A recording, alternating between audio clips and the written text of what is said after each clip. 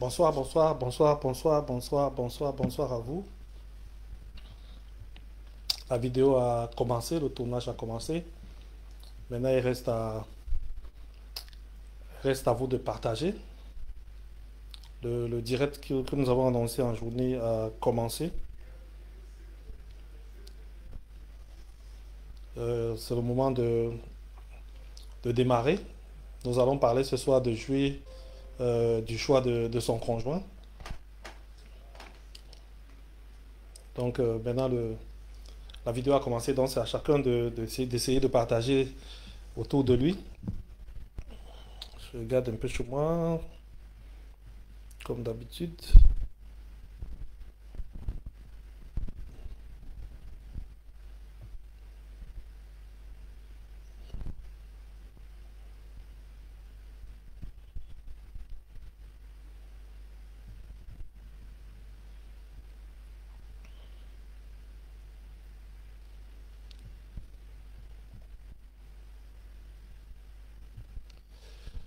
Alors, je suis en place. Maintenant, j'attends que vous commenciez à partager cette vidéo autour de vous. Bonsoir, bonsoir à toi, Alphonse, et bienvenue. Je suppose que tu es déjà en train de partager déjà les vidéos autour de toi. Moi, je vais commencer aussi tout de suite. Il faut déjà que je retrouve cette vidéo. Elle est où?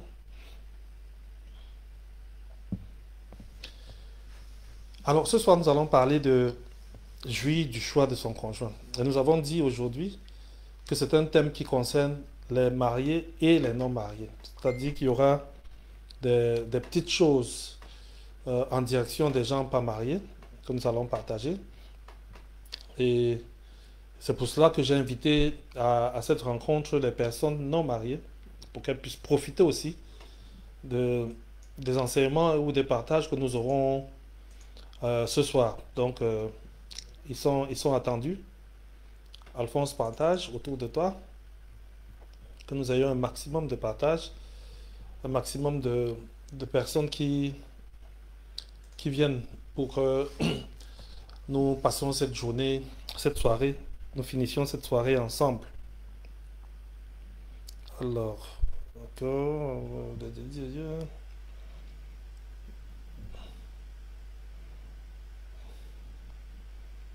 Alors, moi, je passe au partage.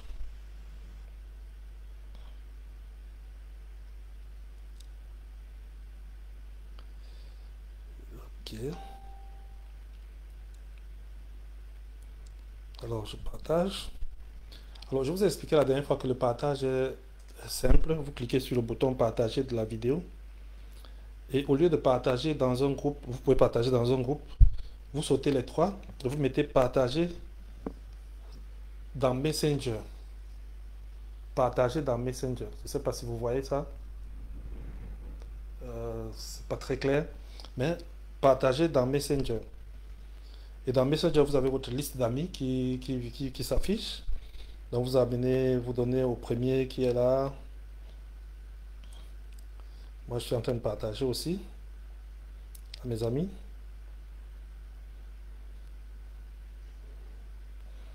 Vraiment partager au maximum.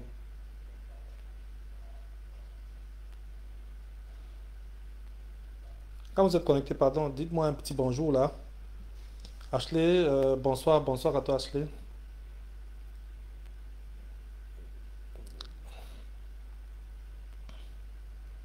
J'ai dit, il faut prendre son téléphone et à l'endroit où c'est marqué partage, vous voyez, je crois que maintenant vous voyez mieux. Partager par Messenger, vous envoyez à tous vos amis par Messenger. Là, ils sont obligés de le voir parce que quand vous envoyez dans le groupe, il faut qu'ils soient connectés pour aller voir. Moi, je suis en train d'envoyer un maximum. Aujourd'hui, nous avons dit que nous allons parler euh, de deux choses importantes. Euh, Jouir du choix du conjoint.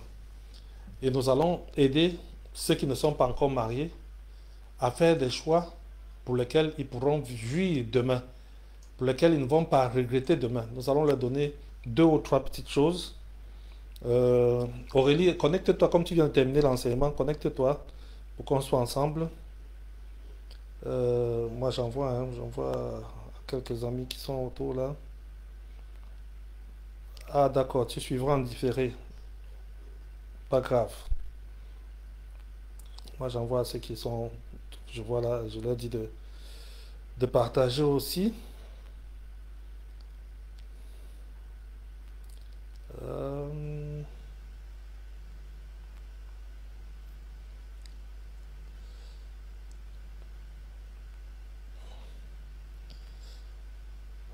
bon, je vais peut-être m'arrêter d'abord là pour que nous puissions commencer au moins la rencontre de ce jour.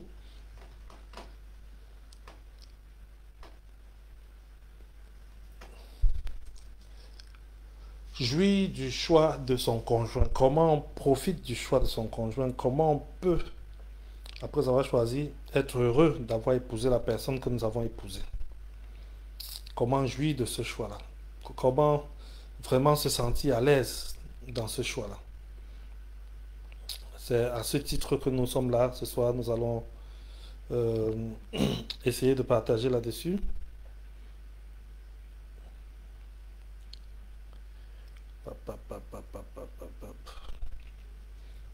Je suis en train d'essayer de partager autour de moi aussi.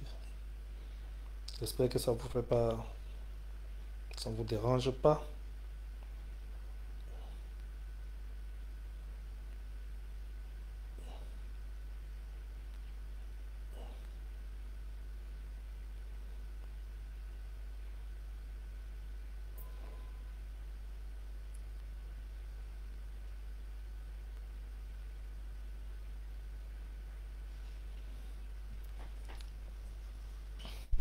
Jouir du choix de son conjoint.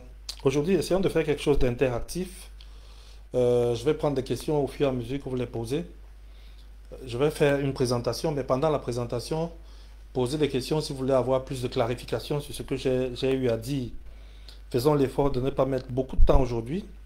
C'est un défi que moi je me lance à moi-même. Comment faire pour que ce temps ne soit pas très long, pour ne pas handicaper ou bien déranger ceux qui sont venus en se disant ça va pas mettre du temps. Donc voilà, je crois que je vais m'arrêter là. Pop, pop, pop, pop, pop, pop, pop, pop, pop, pop, pop, pop. Ok, ok, ok, ok, ok, ok.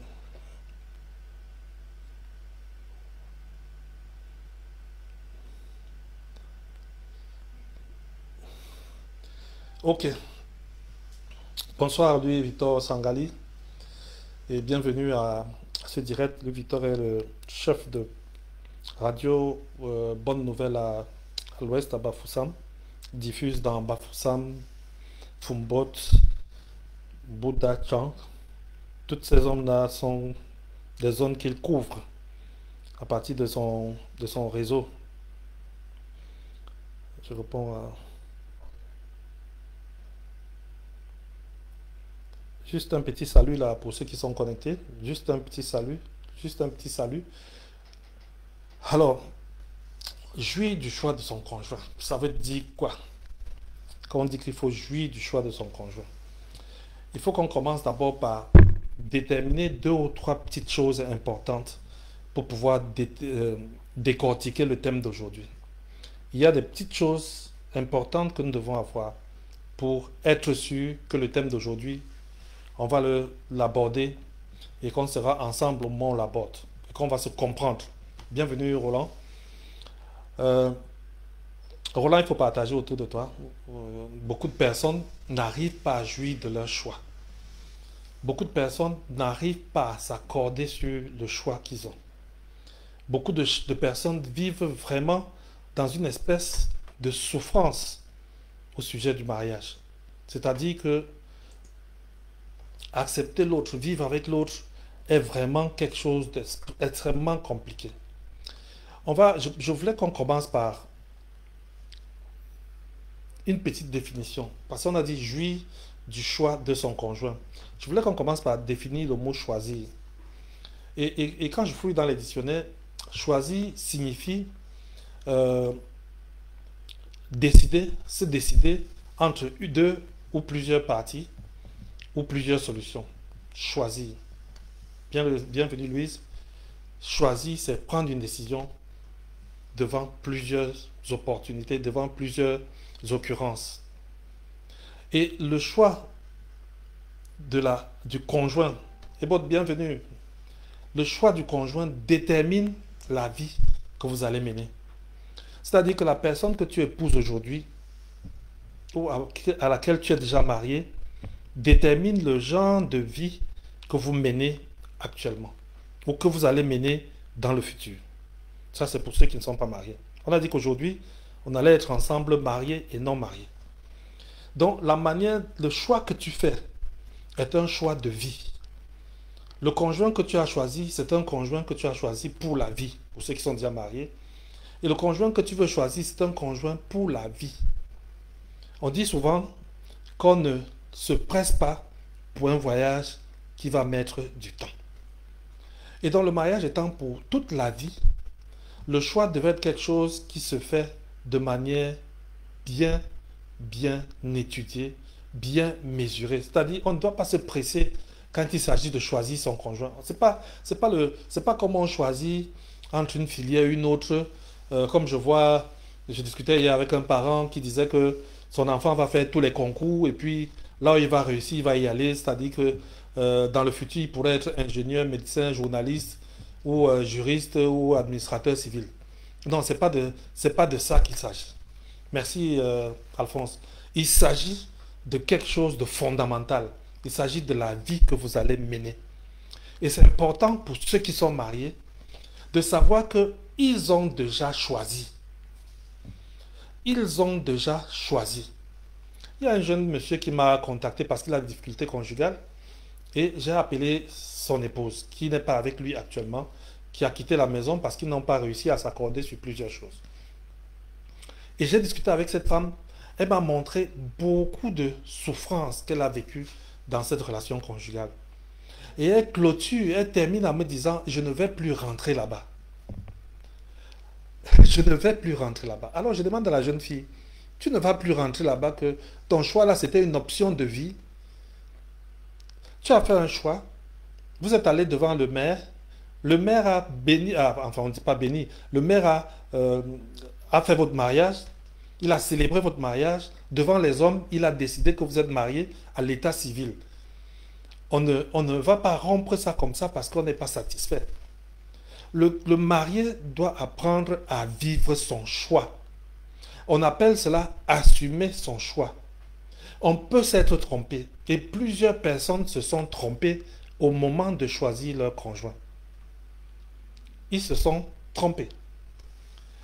Mais il y a une personne qui, elle, ne s'est pas trompée. Et c'est important de le noter, que la personne qui ne s'est pas trompée au moment où vous choisissez votre conjoint, c'est Dieu. Lui ne s'est pas trompé. S'il a laissé que vous vous mariez, c'est qu'il y a des raisons valables que vous soyez ensemble. J'exclus les relations compliquées. J'exclus des relations où un mari assassine sa femme. Ça a l'air déjà courant, puisque il y a quelques mois, un Camerounais l'a fait. Il s'est même suicidé lui-même. Je n'entre pas dans les détails. Est-ce qu'il avait des raisons valables ou non valables de le faire? Je lis sur Internet qu'un pasteur a assassiné sa femme de 7 coups de fusil. C'est-à-dire que le niveau des émotions était tellement élevé qu'il a déchargé 7 coups. Cela montre que les gens n'arrivent pas à vivre leur choix, que les gens n'arrivent pas à assumer leur choix. Et on leur dit, c'est bien comme il y a les non-mariés parmi nous en ce moment-ci, on leur dit tout le temps que mon frère, le mariage où tu veux aller là, ce n'est pas le jeu. Le mariage, ce n'est pas la blague. Le mariage est plus compliqué que ça. Et donc, ça nécessite un choix judicieux pour être sûr d'aller plus loin avec la personne que tu as choisie. Comme c'est un choix de vie. Donc, faire un choix, c'est déterminer son futur. Le fait que j'ai choisi mon épouse détermine la vie que je mène aujourd'hui, détermine les joies que je peux avoir, détermine les souffrances que je peux avoir. Et il y a une chose qu'on répète chaque fois et qui me préoccupe, parce que beaucoup de gens le répètent sans l'admettre, pour le meilleur et pour le pire. Et on dit chaque fois pour le meilleur et pour le pire. Et très peu de personnes arrivent à comprendre que le pire peut arriver. Les gens assument leur choix quand c'est le meilleur. Les gens sont facilement à l'aise quand c'est le meilleur, mais quand c'est le pire, ils ne peuvent pas intégrer le pire comme faisant partie de ce mariage-là, de la suite de ce mariage-là. Et c'est pour cela que c'est important, vraiment, ceux qui viennent d'arriver là, partager au maximum. Partager, là on parle de mariage avec les mariés et les non-mariés. Partager pour que nous ayons la possibilité d'aller plus loin avec ce concept-là. On doit savoir que le choix du conjoint est un choix responsable. Ce n'est pas un choix de jeu. Et il faut, au moment où on choisit, se donner la capacité d'avoir le choix. On ne se marie pas par pitié. On ne se marie pas parce qu'une circonstance nous a mis ensemble. Combien de fois je vois des gens décider de se marier parce que dans un parcours, il y a eu un accident, Jean, elle est enceinte, oh, il ne faut pas que l'enfant naisse sans parents, on se marie. Et on pense qu'on s'est marié pour des bonnes raisons. Et dès que l'enfant est né, il est en sixième, il est en cinquième, il est en terminale, les raisons pour lesquelles on voulait se marier, c'est-à-dire sauver cet enfant, n'existent plus. Et vous voyez des vieux mariés qui veulent se séparer parce qu'ils n'ont pas fait un choix qui était un choix efficace, qui était un choix judicieux. Donc ce soir, nous allons voir comment on peut jouir de son mariage, mais surtout, comment faire un choix efficace. Comment arriver à bien choisir. J'ai remarqué, et ça c'est important, de dire que pour choisir, il faut être là où on choisit. J'ai discuté aujourd'hui avec deux demoiselles. Et chacune disait, je n'arrive pas à trouver la bonne personne. Est-ce que c'est parce que je ne fréquente pas les bons milieux? Est-ce que je dois seulement sortir comme ça, sortir sans raison, parce que je veux me marier? Est-ce que je dois me balader comme ça sans raison? En fait, la question qu'elle pose est importante parce que les gens se marient dans leur milieu. Ceux qui sont dans le métro, boulot, dodo ne peuvent se marier que dans le métro, boulot ou le dodo. Ceux qui fréquentent une communauté peuvent se marier dans une communauté, à la maison ou au boulot. Et donc, vous voulez faire un mariage avec un genre de personne, vous êtes obligé de fréquenter un genre de milieu, d'être en contact avec un genre de personne. Et quand je dis comme ça, on peut penser qu'il suffit d'aller en ville, de se dire, je vais épouser un directeur général, il y a tel restaurant que les directeurs généraux fréquentent, ils sont souvent nombreux là-bas. Alors je vais porter ma plus belle robe et aller là-bas tourner autour des directeurs généraux et ils vont m'épouser. Il y a une chose qui est certaine. Si tu fais des tours là où il y a les directeurs généraux, ma chère sœur, si tu fais des tours plusieurs fois, il y a certainement un qui va te faire la cour. Mais peut-être qu'aucun ne va t'épouser. Et tu peux te demander si ça en contredit parce que je viens de dire qu'il faut être dans leur milieu. Non, ça ne contredit pas parce que je n'avais pas terminé ma phrase. J'aurais dû dire il faut être de leur milieu. Il ne faut pas seulement être dans leur milieu, il faut être de leur milieu. Ça veut dire que si je veux épouser un directeur général, je dois faire un upgrade de moi-même pour être à la hauteur des directeurs généraux. Donc il ne suffit pas de porter une belle robe, d'avoir une belle voiture, de fréquenter le milieu qu'ils fréquentent. Il faut être de ce milieu-là. Les directeurs généraux ont un genre de femmes qu'ils épousent. Idem pour les hommes. Et c'est une question qu'il faut toujours se poser. Est-ce que je suis à l'endroit où il faut pour trouver la femme qu'il me faut? Il y en a qui fréquentent des communautés. Il y en a pour qui on prie. On leur impose les mains. On leur met la grâce. On leur envoie la grâce du mariage. Va, tu vas te marier. Et ils rentrent, ils s'enferment dans leur chambre, ils continuent à prier.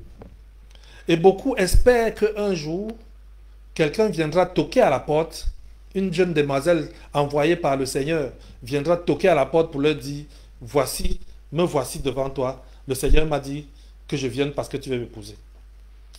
De mon expérience de conseiller, je n'ai pas encore eu ce cas. Et plusieurs des conseillers avec qui je travaille dans le réseau n'ont pas encore eu ce genre de cas. Ça veut dire qu'il y a ta part que tu dois faire. Ta part que tu dois faire. Quand Dieu doit marier Adam, Dieu permet à Adam d'être dans des conditions dans lesquelles il peut comprendre ce que c'est le mariage. Et c'est pour cela que pour bien choisir, il faut avoir une idée de ce que c'est le mariage. Si tu ne sais pas ce que c'est le mariage, si tu ne sais pas quel voyage il y a à faire dans le mariage, comment vas-tu faire un bon choix? Comment peux-tu faire un bon choix si tu ne sais pas là où le mariage t'amène? Tu vas prendre le premier ou la première venue, bienvenue Michel. Tu vas t'accrocher à la première personne qui va arriver pour sa beauté, pour ses capacités, ses moyens, son argent, sans tenir compte du fait que tu vas où avec lui et de manière durable, vous allez où. C'est pour cela que pour jouir de son mariage, il faut d'abord connaître ce que c'est le mariage. Il faut avoir une bonne idée de ce que c'est le mariage. Il faut avoir une bonne compréhension, une bonne connaissance de ce que c'est le mariage. Beaucoup de personnes se marient parce qu'autour de d'autres se marient. C'est-à-dire que mon oncle s'est marié, ma tante s'est mariée, mon père était marié. Donc, c'est un chemin par lequel nous tous nous devons passer. Je vais aussi me marier. Je rappelle que pour ceux qui sont arrivés maintenant, que j'ai dit qu'au fur et à mesure que vous arrivez, les questions, si vous avez une question par rapport au thème, posez-la pour que je puisse diriger mon thème en répondant à vos questions. Donc, pour jouir de son mariage, il faut connaître le mariage. Et il faut savoir que le mariage a été institué par Dieu. Ce n'est pas une institution humaine, ça a été institué par Dieu.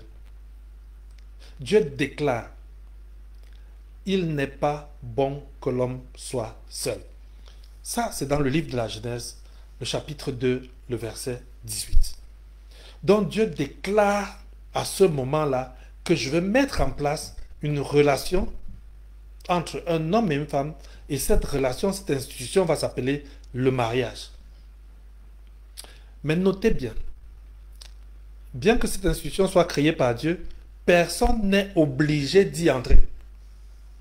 Personne. On n'oblige personne de se marier. Il n'y a aucune malédiction, à moins que je me trompe. Et je peux me tromper. Je suis sincère. La ligne est écrite là, les commentaires sont là. Si vous connaissez une malédiction qui est prononcée dans la parole de Dieu, dans la Bible, pour des gens qui ne se sont pas mariés, c'est-à-dire que quelqu'un qui ne s'est pas marié, qu'il a une malédiction, vraiment, faites-moi voir ce verset biblique. Personne n'est obligé de se marier. Personne. Mais si tu fais le choix de te marier, ça veut dire que tu fais le choix d'entrer dans l'institution que Dieu a créée dans Genèse 2, vers 8. 2, 18, pardon. Et c'est bien quand on a défini comme ça, de dire ce que le mariage n'est pas, parce que beaucoup de gens se trompent sur le mariage. La première chose qu'on doit savoir pour les jeunes qui nous suivent aujourd'hui, c'est que le mariage n'est pas la consécration d'une histoire d'amour. Le mariage n'est pas qu'on s'est aimé, on s'est aimé, on s'est aimé, et puis on dit, ok, maintenant on doit se marier. Même si vous vous êtes aimé sentimentalement, et que vous décidez de vous marier, les choses deviennent différentes. À ce moment, vous entrez dans un projet. Vous entrez dans quelque chose de nouveau, qui n'a rien à voir avec votre relation d'amour d'avant. Bienvenue à Aurel. C'est autre chose. Vous entrez dans autre chose. Donc, pensez que je vais fréquenter un homme ou je vais fréquenter une femme dans l'espoir que plus tard, on va se marier, est une démarche qui est risquée. Et à mon âge, j'ai vu beaucoup de personnes qui ont vécu longtemps dans le concubinage et finalement ne se sont pas mariées. Donc le mariage n'est pas cette consécration-là. Elle ne vient pas consacrer une relation de flirt, d'amitié de longue date. Parce que le mariage est un projet. Ce n'est pas qu'on s'aime et puis on décide de se marier. Dès qu'on décide de se marier, on quitte de on s'aime pour des fiancés qui veulent se marier. Avec la lucidité qu'il faut pour regarder droit dans les yeux et dire, pouvons-nous cheminer ensemble? Parce qu'il y a aussi autre chose qu'il faut savoir, c'est que vous pouvez être des bons concubins et être des mauvais mariés. Vous pouvez être des bons flirteurs, vous pouvez être des bons petits copains, ça tourne, ça, vous vous sentez heureux et être très malheureux une fois marié. C'est important de l'intégrer et de le comprendre. Donc, le mariage n'est pas cette consécration-là. Le mariage n'est pas un contrat 50-50. Ce n'est pas une affaire où chacun va faire sa part. Tu fais ta part, je fais ma part. Ce n'est pas ça. Il faut que les gens l'intègrent. C'est une alliance. Ce n'est pas un contrat, c'est une alliance. Le mariage n'est pas non plus la solution au malheureux d'amour. Ce n'est pas la solution à un besoin d'amour. Que non, vraiment, j'ai besoin de quelqu'un qui va m'aimer. Sur mes statistiques peuvent être fausses parce que je n'ai pas un échantillon qui est représentatif des filles. Mais la plupart des filles à qui on demande pourquoi tu veux te marier, qu'est-ce que tu attends d'un homme qui peut t'épouser, elle dit, je veux un homme qui va m'aimer. Je veux un homme qui va m'aimer. Le mariage n'est pas là pour combler ton besoin d'amour. Bien au contraire, tu vas dans le mariage avec le boulot d'apporter à l'autre l'amour que tu possèdes déjà. Donc, il faut qu'on comprenne cela, que ces petites choses-là, sur lesquelles on se trompe souvent, on dit, si on ne s'aime pas, comment on va se marier alors qu'on ne s'aime pas? Comment on va s'engager alors qu'on ne s'aime pas? Eh bien, comprenez bien, on peut s'engager alors que le cœur ne bat pas. Mais un vrai engagement pour le mariage, avec des personnes qui ont des projets clairs, qui savent où ils veulent aller avec le mariage, les sentiments affectifs finissent par naître. Et ils entrent dans le mariage avec des sentiments affectifs. Mais l'engagement qu'est le mariage est au-dessus des sentiments affectifs. C'est-à-dire que quand le mariage a des difficultés, les sentiments affectifs là ne sont pas ce qui aide le mariage à se remettre, mais ce qui aide le mariage à se remettre, c'est l'engagement. Bienvenue Steve. C'est l'engagement qui permet que le mariage perdure quand il y a des difficultés. Ce n'est pas l'amour qui garde les gens unis, c'est l'engagement du mariage qui garde les gens unis. L'amour, quand je parle d'amour, je parle de sentiments parce que c'est deux thèmes différents. Quand je parle d'amour, dans ce contexte, je parlais de sentiments. Mais on parlera d'amour pour dire autre chose tout à l'heure. Donc, on peut entrer dans cette relation-là avec à l'esprit que l'engagement que nous avons est ce qui va nous garder quand ce sera difficile. Et c'est pour cela qu'il faut un engagement fort. Un engagement fort qui fait que, quel que soit ce qui arrive, vous pouvez subsister. Vous pouvez aller au-dessus de ça. Et donc, quand vous avez compris ces choses-là, quand vous avez compris ces erreurs-là que beaucoup font là dehors, en se disant, je vais l'épouser parce qu'on s'aime, et se rendre compte que, parce que c'est ce qu'on dit souvent, tu ne m'as jamais aimé. C'est maintenant que je comprends que cet amour n'a jamais existé. Parce qu'on s'est trompé dès le départ. On s'est trompé de l'engagement. Et c'est pour ça que je vais voir aujourd'hui, avec vous, mariés et célibataires, les mariés vont souffrir un peu que j'explique un peu plus. Parce qu'il y a des gens qui veulent s'engager et qui ne connaissent pas encore ce que c'est l'engagement de mariage. Ils vont souffrir un peu qu'on en parle un peu.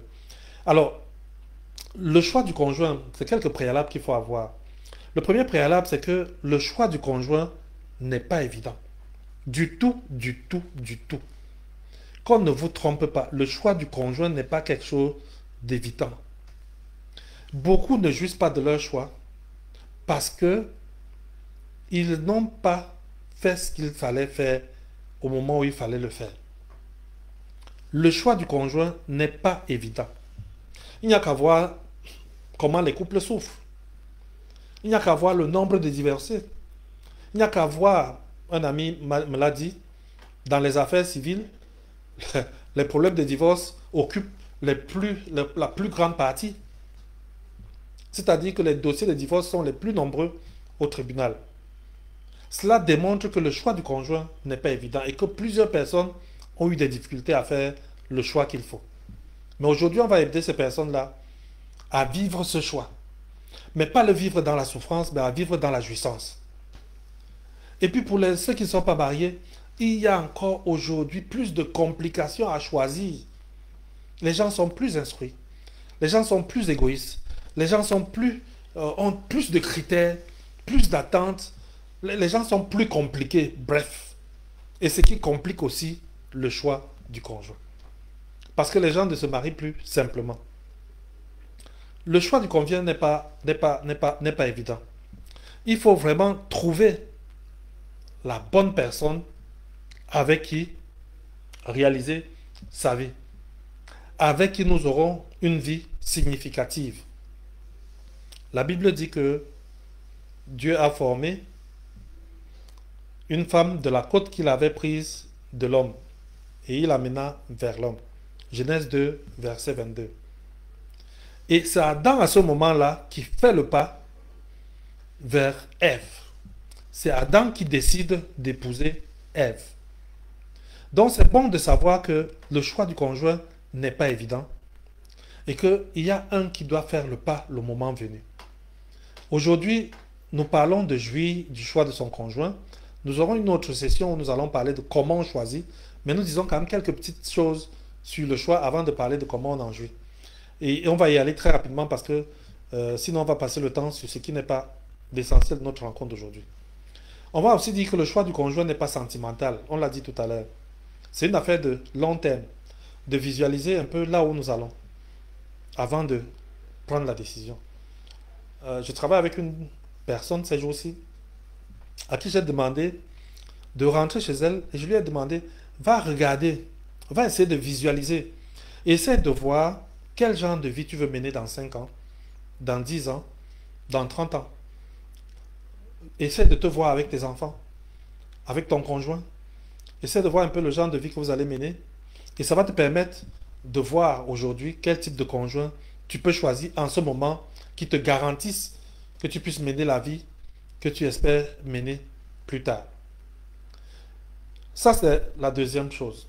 La troisième chose, qui est aussi importante à savoir, c'est que les gens se marient là où ils se trouvent. Donc, il faut se trouver au bon endroit. Je l'ai dit au début. Si vous lisez le livre de Ruth, vous allez voir que sous les conseils de sa belle-mère Naomi, Ruth s'est retrouvée exactement à l'endroit où il fallait pour pouvoir rencontrer Boaz.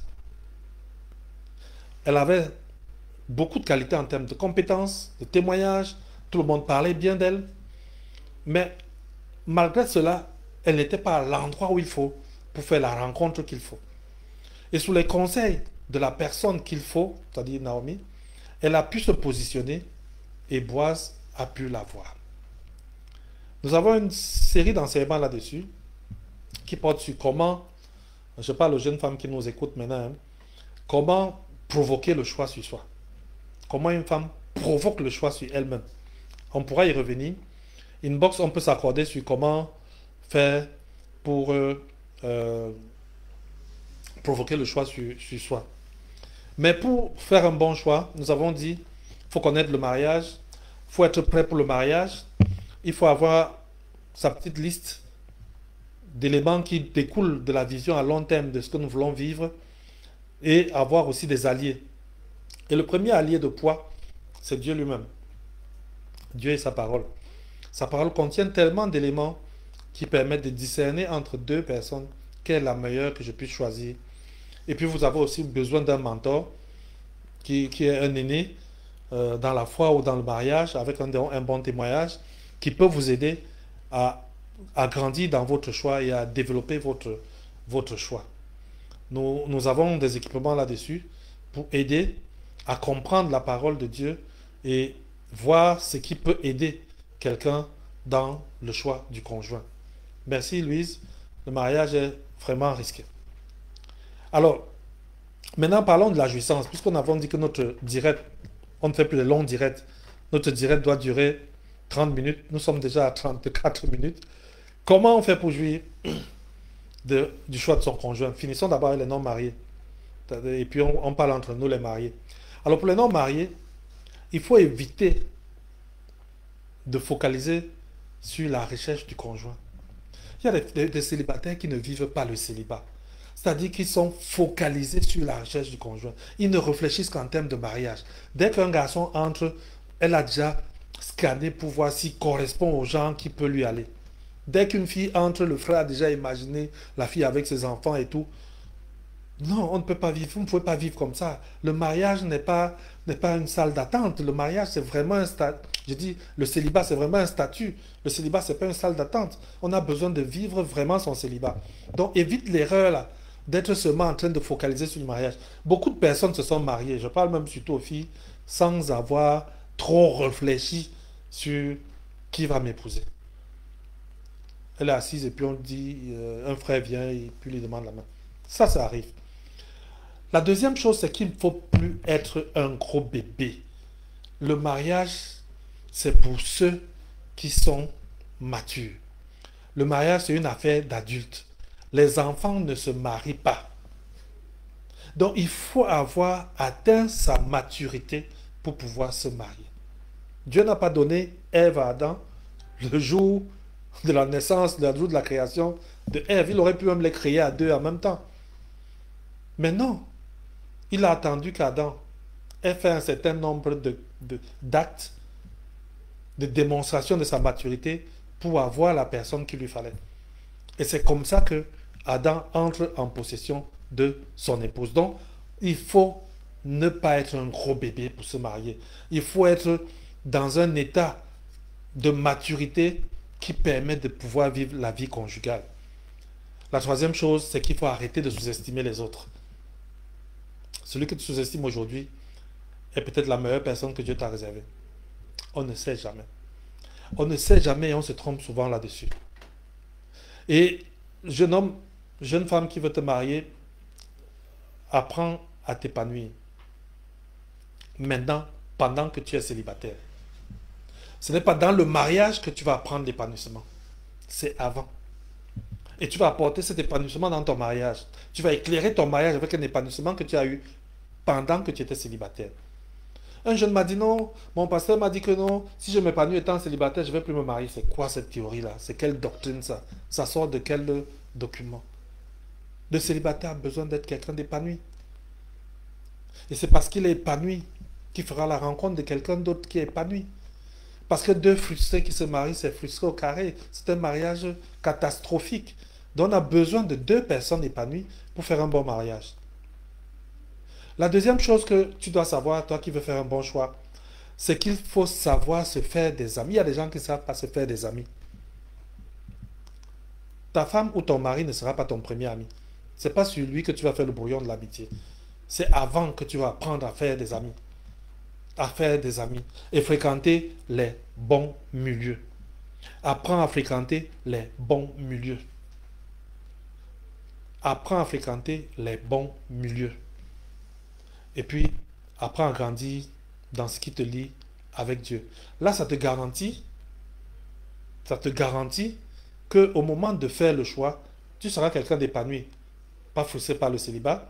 Tu seras quelqu'un qui a des bons amis, qui fréquente des bons milieux. Tu seras quelqu'un qui a une bonne relation avec Dieu. Tu as la combinaison gagnante pour être capable de faire un bon choix. Maintenant, terminons avec nous, les mariés, parce qu'il y a déjà 38 minutes. Comment quelqu'un peut se satisfaire d'un choix? Marié pour le meilleur et le pire. Comment peut-on se satisfaire? Alors, pour réussir à se satisfaire, à jouir de ce mariage avec une personne, avec le choix qu'on a fait, on a besoin d'éviter, quand on est marié, de penser qu'il y a un autre choix. On a besoin d'intégrer le fait que tu n'as plus d'autre choix que la personne avec qui tu es. Je vous prends l'exemple des enfants. C'est un très bon exemple.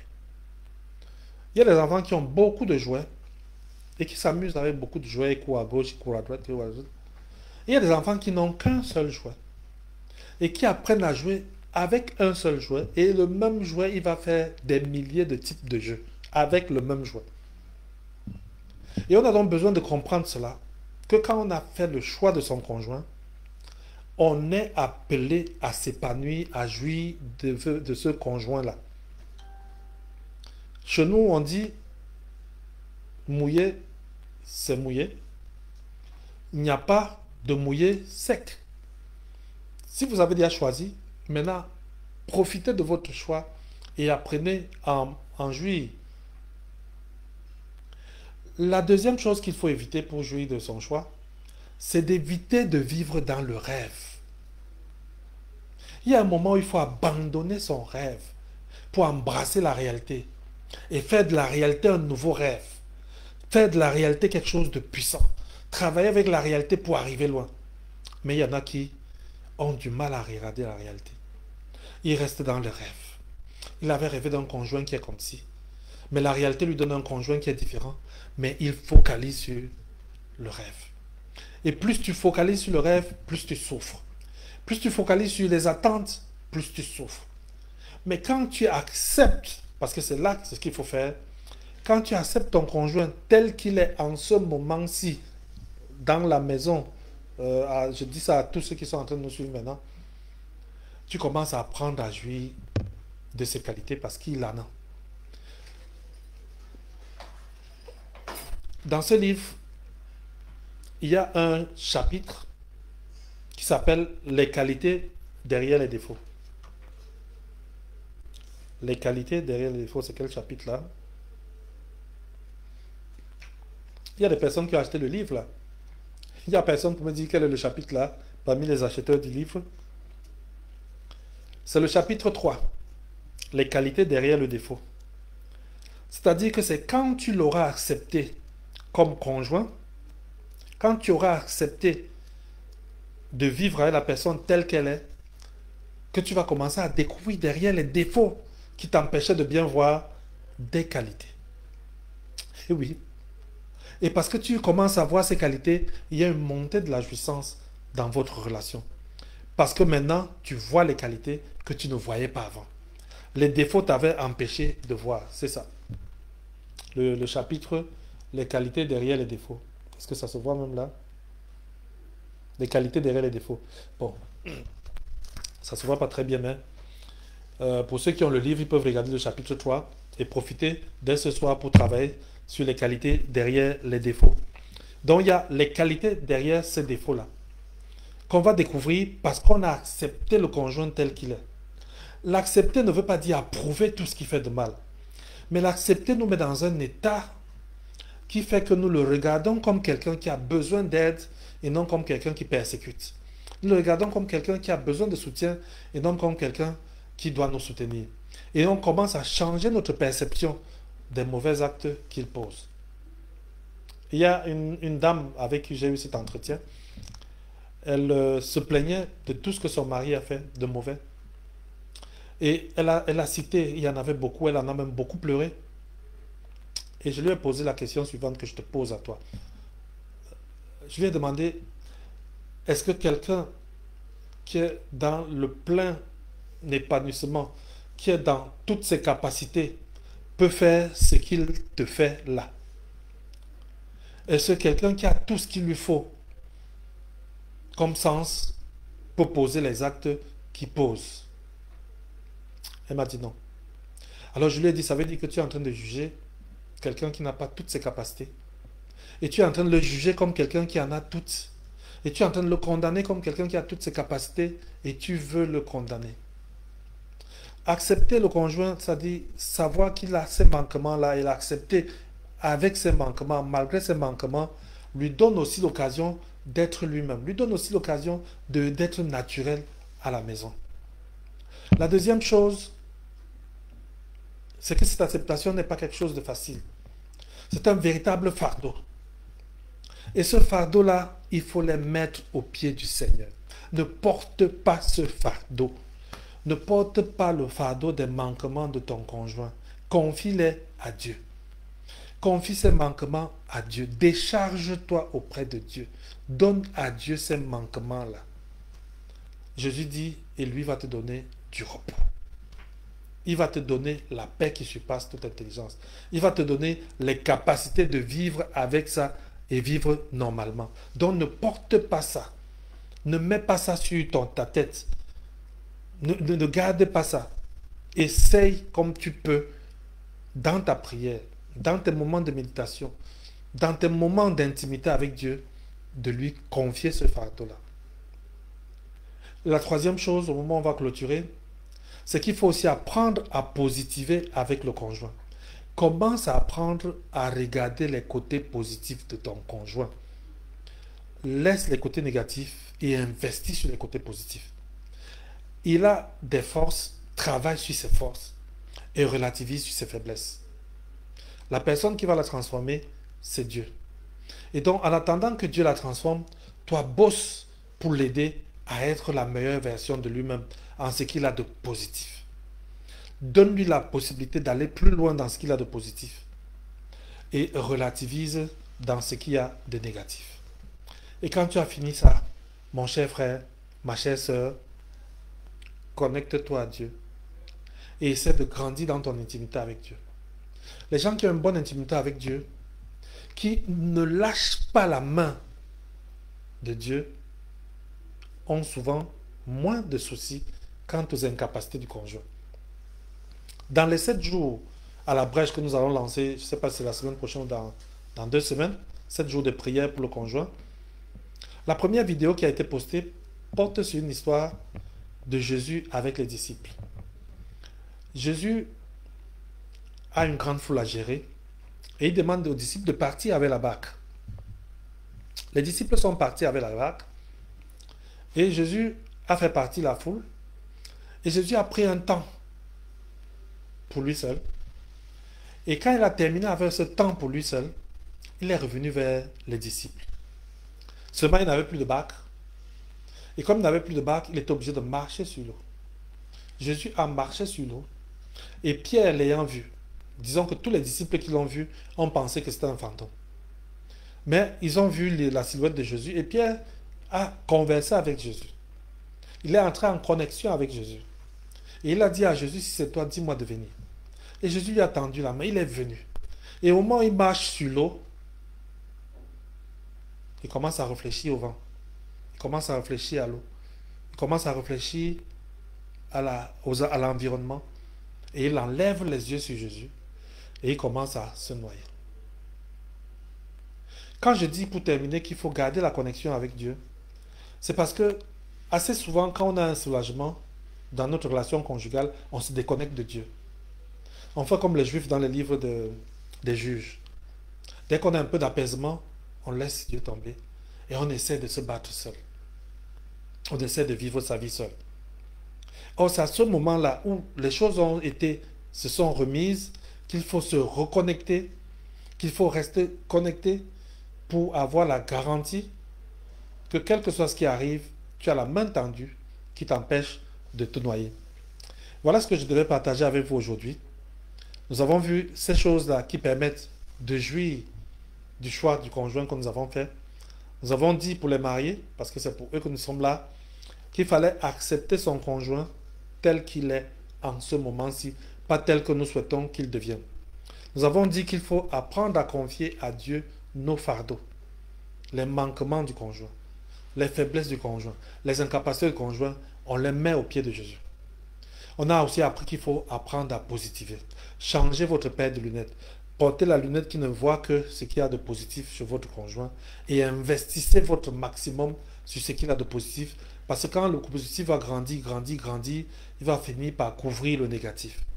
Et enfin, garde la connexion avec Jésus. Le livre est encore disponible.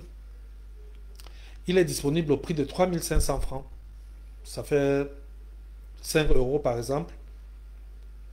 Et il coûte ce prix parce que c'est moi qui l'imprime. Quand je vais le confier à un éditeur, je ne sais pas à combien il va fixer le prix. L'éditeur a d'autres critères que moi je n'ai pas. Moi, mon critère est beaucoup plus évangélique, c'est-à-dire mettre la connaissance entre les mains des personnes qui en ont besoin afin qu'ils puissent savoir comment se connecter à Jésus et mieux gérer leur relation conjugale. S'il n'y a pas de questions, nous allons nous séparer ici. Mais s'il y a des questions, je les prendrai avec volonté. Donc, je vais attendre quelques minutes pour voir s'il y a des questions. Bienvenue Hubert. Bienvenue à toi.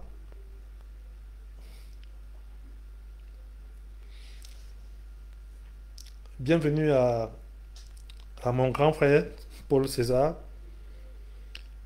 Euh, Bienvenue. Je suis là, Paul César.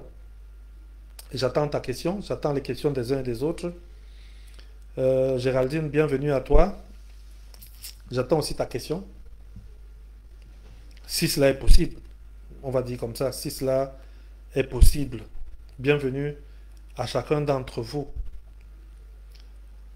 On se donne en comptant sur les délais de la vidéo, les délais pour que vous puissiez avoir la vidéo à votre niveau.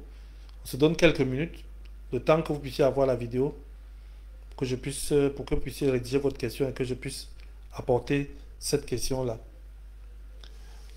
J'abordais aujourd'hui le fait de pouvoir jouir du choix de son conjoint. Et s'il y a quelque chose à retenir de notre partage d'aujourd'hui, c'est qu'il est possible de jouir du choix de son conjoint et que cette possibilité est entre vos mains et que c'est à vous de décider d'en jouir. C'est à vous de décider de jouir de l'amitié avec votre conjoint. C'est à vous d'en jouir. C'est votre choix. Bonsoir Onésime. Bonsoir à Alex. Bonsoir à Priscille. J'attends vos questions. Euh, J'attends toujours vos questions. C'est pour ça que je traîne un peu. Parce que je devais déjà arrêter la vidéo. J'attends vos questions pour arrêter la vidéo. Oh, je crois que par rapport à ce que vous recevez, vous êtes encore trop loin dans ce que j'ai dit. Donc je vais traîner un petit minimum pour vous attendre.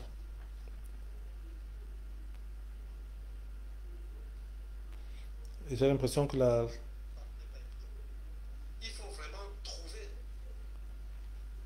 Donc on attend les questions. Pendant qu'on attend les questions, je parle quand même des 7 jours pour son conjoint. 7 jours à la brèche pour son conjoint, ce sera un moment de prière. C'est un événement qui se fait en ligne. C'est-à-dire que chacun aura la possibilité, en restant chez lui, de prier. Bienvenue Ernestine. Bienvenue à toi. J'espère que ton fiancé aussi est connecté en ce moment-ci. Il faut lui dire de se connecter.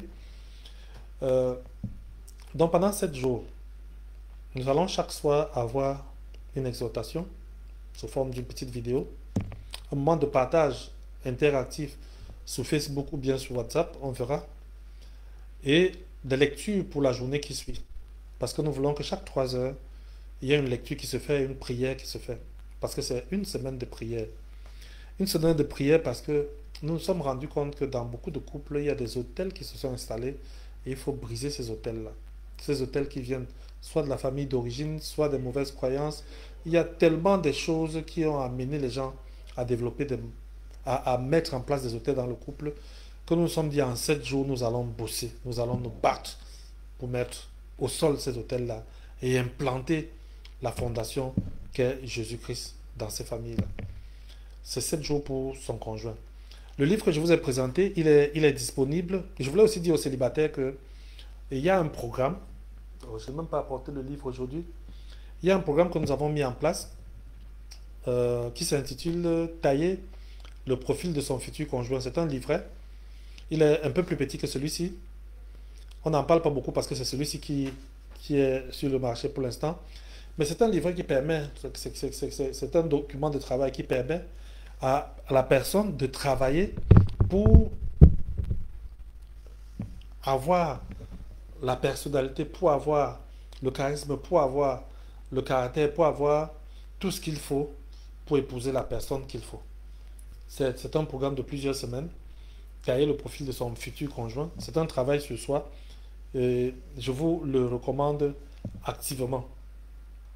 Et après ça, il y a le groupe Facebook des lecteurs de ce livre dans lequel j'échange avec tous ceux qui ont acheté le livre.